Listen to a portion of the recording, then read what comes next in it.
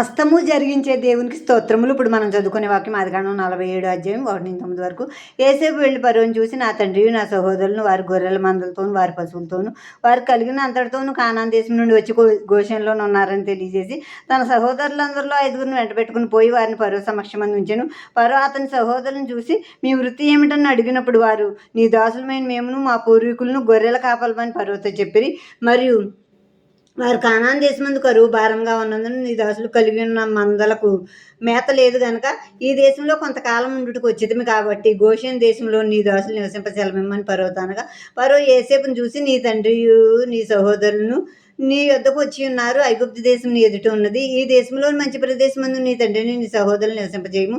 Goshen దేశంలో వారు నివసింపవచ్చును.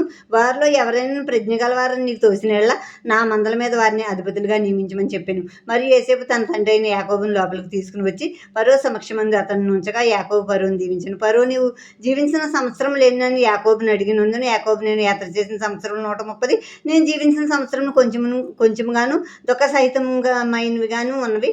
అవి నా పితరులు యాత్ర చేసిన దినముల్లో వారు జీవించిన సంవత్సరములన్నీ కాలేదని ఫరోతో చెప్పింది. యోసేపు ఫరో దగ్గరికి వెళ్ళాడు. నా తండ్రి నా సహోదరులు వాళ్ళకి కలిగిన పశు సంపదతో ఇక్కడికి వచ్చేసారు గోషెన్ దేశానికి, కానాన్ నుంచి అని చెప్పాడు. ఇప్పుడు ఫరో దగ్గరికి 5గురు అన్నగారులను తీసుకెళ్ళి పరిచయం చేసినప్పుడు, మీ వృత్తి ఏంటని ఫరో వాళ్ళ యోసేపు అన్నగారులను అడిగినప్పుడు, మా వృత్తి చిన్నప్పటి నుంచి మా పూర్వీకులు మేము కూడా పశువుల కాపర్లమే. మేము కానాన్లో ఉండేవాళ్ళం. అక్కడ కరువు భారంగా ఉంది. అక్కడ ఇంక ఉండలేక మా పశువులకి గడ్డి లేదు, మేత లేదు. అందుకు మేము కొంతకాలం ఇక్కడ ఉందామని వచ్చాం. నీ దాసులమైన మేము ఇక్కడ ఉండటానికి మీరు సెలవు ఇవ్వండి అని ఫరోతో యోసేపు అన్నగారులు మనవి చేస్తున్నారు. అప్పుడు ఫరో అంటున్నాడు యోసేపుని చూసి, నీ తండ్రి నీ సహోదరులకి ఈ దేశం ఐగుప్తు దేశంలో ఏది మంచి ప్రదేశం అని నీకు తోస్తుందో అక్కడ మంచి ప్రదేశంలోనే పెట్టు. నీ అన్నగారులో ప్రజ్ఞావంతులు ఉంటే నా మందల మీద అధిపతులుగా కూడా వాళ్ళని నియమించని వాళ్ళ అన్నగారులకు కూడా ఉద్యోగాలు ఇచ్చాడు ఫరో. ఇచ్చాక ఇప్పుడు మళ్ళీ తన తండ్రిని తీసుకొచ్చి పరిచయం చేశాడు. ఇప్పుడు యాకోబు లోపలికి రాగానే ఫరోని దీవించాడు.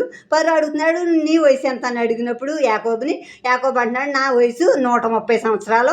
అవి అన్నీ దుఃఖ సహితంగా, అంటే ఎన్నో కష్టాలు పడ్డాడు యాకోబు జీవితకాలం అంతా. అన్నీ దుఃఖ సహితంగానే ఉన్నాయి. దుఃఖంతో నిండిన సంవత్సరాలు అవన్నీ. నా పితరులు జీవించినంత కాలం నేను జీవించలేదు అని చెప్తున్నాడు అనమాట. చెప్పి ఫరోని దీవించి అక్కడి నుంచి వెళ్ళిపోయాడు. ఇప్పుడు అబ్రహాము 175 ఏళ్ళు బతికాడు. ఆదికాండం 25:7. వాళ్ళ తండ్రి ఇస్సాకు 180 ఏళ్ళు బతికాడు. ఆదికాండం 35:28 వచ్చినమనమాట. ఆమె